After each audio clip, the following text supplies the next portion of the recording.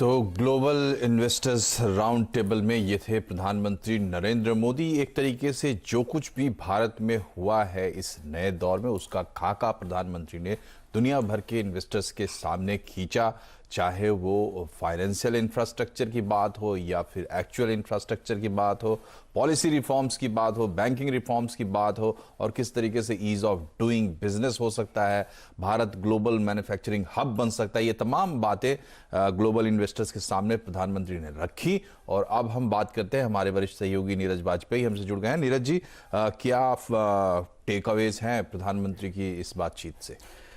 देखिए, प्रधानमंत्री जी ने ये बताने की कोशिश की है कि हिंदुस्तान में अगर आप निवेश करने के लिए आते हैं तो आपको यहाँ क्या मिलता है, मतलब क्यों आप निवेश करने के लिए आए। उसके लिए उन्होंने जो एक संभावनाओं का पूरा खाका रखा है सामने। उसका क्रक्स ये है कि भारत एक बहुत बड़े बाजार के साथ साथ बहुत कंड्यूसिव एनवायरनमेंट का बाजार है। यहाँ का जो इकोसिस्टम है बिजनेस के लिए, उसको पिछले 5-6 सालों में बहुत आसान बनाया गया है। यानी आपके जो बहुत सारे इश्यूज होते हैं इंडस्ट्री लगाते समय या इन्वेस्टमेंट करते समय, उसको ईज किया गया है और बहुत सारे सेक्टर्स में बिल्कुल अमूल चमूल परिवर्तन कर दिए गए हैं। जैसे वो कह रहे हैं कि हिंदुस्तान में अगर आप आते हैं तो सबसे कम कॉर्पोरेट टैक्स यहाँ पे लगता है, हमने उसको लोएस्ट इन द वर्ल्ड बना दिया है। तो ये एक बहुत अच्छी बात है, क्योंकि 18% जब कर दिया कि आप लगाएंगे तो वो प्लस टैक्स के जो बहुत सारे इश्यूज थे उसको एकदम सिंप्लीफाई किया है, फेसलेस टैक्स इवेल्यूएशन बना दिया है आपको। इसके साथ ही आप अलग अलग सेक्टर में जब निवेश करते हैं तो उसके साथ बहुत सारी इंसेंटिव्स की योजनाएं दी गई हैं जिससे कि आप यहां करें। और सबसे बड़ी बात जो है कि हिंदुस्तान सबसे बड़ा देश और डेमोक्रेटिक देश है जहां पे आप निवेश कर सकते हैं। लेकिन आप चीन में जाइए तो वहां पे डेमोक्रेसी नहीं है, वहां पे बहुत प्रोटेक्टेड एनवायरनमेंट में आप काम करते हैं और इसीलिए देखिए वहां से कुछ लोगों का पलायन हुआ है।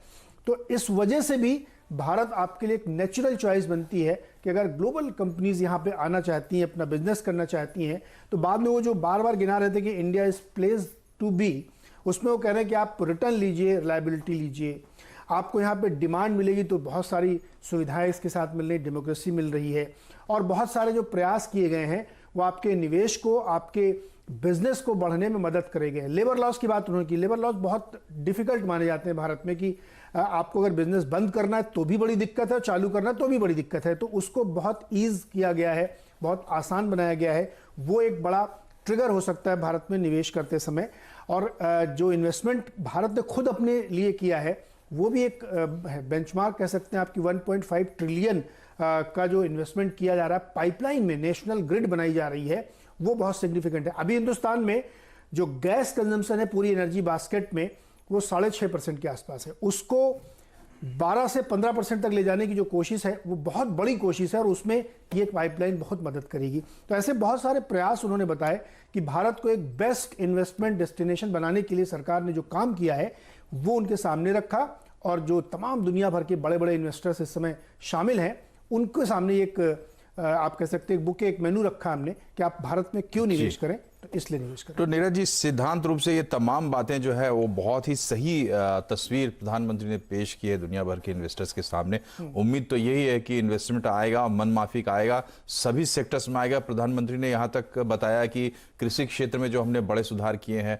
उसका नतीजा क्या होगा और कैसे छोटे जो टाउन है, छोटे जो शहर है, वहां तक भी निवेश चाहिए, ऐसा स्पष्ट तौर पर प्रधानमंत्री ने कहा। लेकिन बड़ा सवाल ये है कि जब से चीन की थोड़ी सी भद हो रही है दुनिया भर में और खास करके जब से ये कोरोना पैंडेमिक आ गया, तो उसके बाद से जो उम्मीद की जा रही थी कि जिस तरीके से इन्वेस्टर्स चीन से भटक के भारत की तरफ आएंगे, आकर्षित होंगे, वो एक तो होता हुआ दिखाई नहीं दिया। दूसरी चीज ये है कि इसी माहौल में प्रधानमंत्री ने ये जो प्रेजेंटेशन है वो दी है, तो शायद इससे कुछ सुधार की भी उम्मीद की जा सकती है। एक सिरे से आप सबके सामने अपनी बात जब रखते हैं तो उसका, खास करके प्रधानमंत्री रखते हैं, तो उसका अपना असर होता है। लेकिन आपको क्या लगता है, क्या कुछ ऐसे गैप्स हैं या क्या वजह रही कि वो पैसा जो भारत में आना चाहिए था वो आता हुआ उतना दिखाई देता नहीं अभी? बहुत बहुत बढ़िया सवाल है आपका। देखिए, हम लोग इतनी चर्चाएं करते हैं कि जिस तरीके से चाइना से निकली है इंडस्ट्रीज बहुत सारी, वो यहाँ आने के बजाय कई और दूसरे देशों में, बांग्लादेश में गई है, वियतनाम में गई, थाईलैंड में गई है, क्यों नहीं आई भारत में?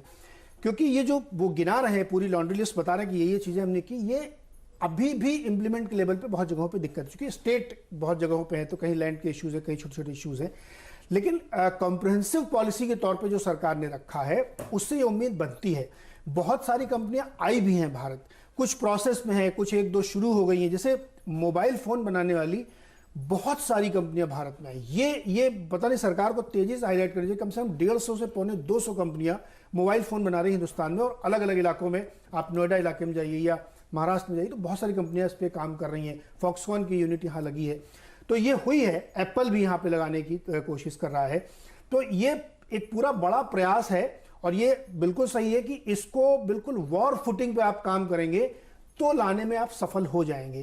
तो इसीलिए जो वो बार बार कह रहे हैं कि लेबर लॉज हमने इजी कर दिए तो आप आइए, जमीन आपको मिलेगी तो आइए, टैक्सेशन हमने कम कर दिया तो आइए आप। तो ये सब सुविधाएं हैं।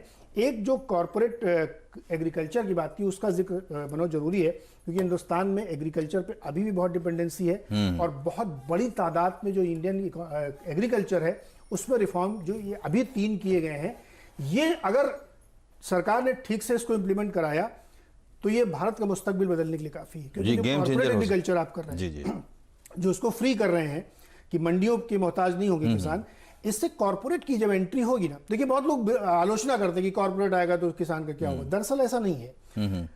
जब आप उसको फ्री करेंगे, इन हिंदुस्तान में ऐसे कई एग्जाम्पल है जहां पे इंडिविजुअली ग्रुप बना के लोगों ने प्रयास किए हैं, और वो मार्केट की जो प्राइस है वो सरकार के एमएसपी से ऊपर पे बेचते हैं। तो वो आप लाएंगे तो इन्वेस्टमेंट आएगा, आपके यहाँ कोल्ड स्टोरेज की चेन पूरी बनेगी, बड़े बड़े मार्केट ग्रुप होंगे। तो ये चीजें तो है नीरज जी, लेकिन एक जो बात है, अभी थोड़ी देर पहले आप कार्यक्रम भी कर रहे थे तो आपके वक्ताओं ने भी ये बात हाईलाइट की। ये सरकार ने सबसे पहले जो रिफॉर्म लाने की कोशिश की थी, लैंड रिफॉर्म्स, और उसको वापस ले लिया था। अभी मोदी जी के पास 2024 तक का समय है, और इस मैंडेट के साथ एक सरकार है, बहुत कुछ कर रहे हैं ये लोग। क्या आपको लगता है कि लैंड रिफॉर्म एक बड़ा मसला है जो अब तक अटका हुआ है, और उसको शायद जल्दी निकालना चाहिए अगर ये इस तरीके से इन्वेस्टमेंट आप चाहते हैं? बिल्कुल सही कहा आपने। जो लैंड रिफॉर्म का बिल शुरुआत में एकदम 2014 में आया, उसके बाद उसको शेल्व कर लिया गया था। उसमें जो चेंजेस किए गए थे इस गवर्नमेंट ने, जो दरअसल वो यूपीए गवर्नमेंट का आइडिया था, वो जिस तरीके से वो लेके आए, तो जब नई सरकार आई तो उसमें कुछ उन्होंने चेंजेस किए। वो चेंजेस बेसिकली ये थे कि अगर सरकार को कोई अपना प्रोजेक्ट बनाना है तब वो एक्विजिशन करेगी, तब उसमें जो बाकी प्रावधान लागू नहीं होंगे। ठीक है। इसको लेकर के बड़ा विवाद हुआ कि अगर स्कूल बनाना, सड़क बनाना, अस्पताल बनाना तो सरकार फिर किसी भी दाम पे एक्वायर करेगी। इसको लेकर बवाल हुआ। दरअसल चूंकि ये थोड़ा पॉलिटिकल इशू है, बहुत सारे स्टेट्स में इश्यूज हैं, और चूंकि सरकार भी तो एक राजनीतिक दल से ही चल रही है ना, तो इसकी वजह से उसको शेल्व किया गया। लेकिन मैं आपकी इस बात से सहमत हूं कि लैंड रिफॉर्म बिल आना चाहिए। अगर उसमें कुछ चीजें हैं जहां पे लगता है कि पॉलिटिकल इशू हो सकता है तो उसको ठीक करिए, लेकिन ये आना चाहिए। जी बिल्कुल, आपकी राजनीतिक राय कुछ भी हो सकती है, लेकिन एक खास विषय पर जब आप बात करें, निवेश के विषय पर, और दुनिया भर के निवेशकों को आप बुलाना चाहते हैं, तो निश्चित तौर पर इस पर आपको ध्यान देना होगा। बहुत बहुत शुक्रिया नीरज जी हमारे साथ जुड़ने के लिए। अभी यहाँ पर हम रुक रहे हैं छोटे से ब्रेक के लिए, और ब्रेक के बाद आपको बताएंगे कुछ खबरें। बने रहिए हमारे साथ।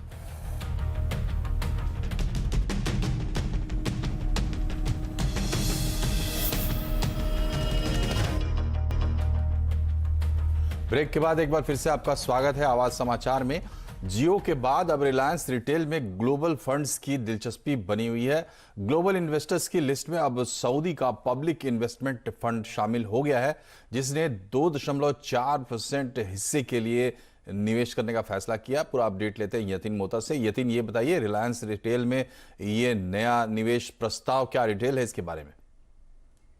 फिर से एक बार हमने रिलायंस इंडस्ट्रीज की सब्सिडरी रिलायंस रिटेल वेंचर्स में विदेशी निवेश आते हुए देखा। ये वैल्यूएबल जो फॉरेन इन्वेस्टमेंट आ रही है, इसमें आज PIF यानी पब्लिक इन्वेस्टमेंट फंड का नाम भी जुड़ा। ये दिग्गज सॉवरेन वेल्थ फंड है मिडल ईस्ट का, जिसने लगभग 9,555 करोड़ रुपए का निवेश रिलायंस रिटेल वेंचर्स में किया है, लगभग 2.04% हिस्सेदारी के लिए। और अब तक हमने ये देखा है कि रिलायंस रिटेल में 10% से थोड़ा ऊपर का स्टेक सेल हो चुका है, जिसके अंदर कंपनी ने लगभग 47,000 करोड़ रुपए का निवेश अट्रैक्ट किया है विदेशी निवेशकों से, खास करके US प्राइवेट इक्विटी इन्वेस्टर्स और मिडल ईस्ट के दिग्गज जो सॉवरेन वेल्थ फंड्स हैं वहाँ से। अगर आप आज के ट्रांजैक्शन की स्पेसिफिकली बात करें, रिलायंस रिटेल वेंचर्स में जो PIF का निवेश है लगभग 9,500 करोड़ रुपए का, उसकी जो इक्विटी वैल्यू है वो 4.5 लाख करोड़ के ऊपर है। तो वैल्यूएशन के लिहाज से भी काफ़ी स्ट्रेटेजिक इन्वेस्टमेंट माना जा रहा है।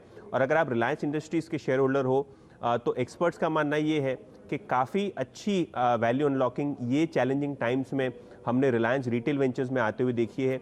इसके पहले हमने रिलायंस जियो के अंदर वैल्यू अनलॉकिंग होते हुए देखी थी, और वहाँ एक इम्पॉर्टेंट स्टेप ये था कि व्हाट्सएप, फेसबुक, रिलायंस जियो और रिलायंस रिटेल एक कॉमन प्लेटफॉर्म बनाएंगे जहाँ छोटे व्यापारी से लेके कस्टमर्स, खास करके टियर 2-3 सिटीज़ के जो कस्टमर्स हैं, उनको एक प्लेटफॉर्म दिया जाए जहाँ से वो कॉमर्स की एक्टिविटीज़ को आगे बढ़ता हुआ देखें, जिससे कस्टमर का भी फ़ायदा हो और छोटे किराना व्यापारी का भी फ़ायदा हो। तो ओवरऑल बेसिस पे काफ़ी स्ट्रेटेजिक इन्वेस्टमेंट रिलायंस रिटेल में आते हुए हमने देखी। बहुत बहुत शुक्रिया यतिन। और रिलायंस के चेयरमैन मुकेश अंबानी ने रिटेल कारोबार के लिए पीआईएफ के निवेश का स्वागत किया है। उन्होंने कहा है कि रिलायंस का सऊदी अरब के से पुराना रिश्ता रहा है। सऊदी अरब के बड़े आर्थिक बदलाव में पीआईएफ की अहम भूमिका रही है।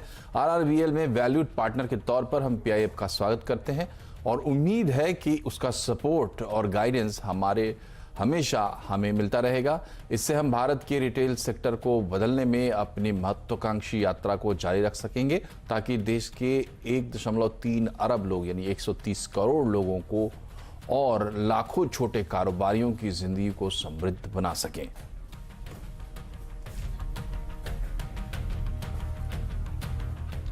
और इसी के साथ इस बुलेटिन में फिलहाल इतना ही, लेकिन खबरों पर लगातार अपडेट के लिए आप सीएनबीसी आवाज से जुड़े रहिए, यूट्यूब, फेसबुक और ट्विटर के जरिए। नमस्कार।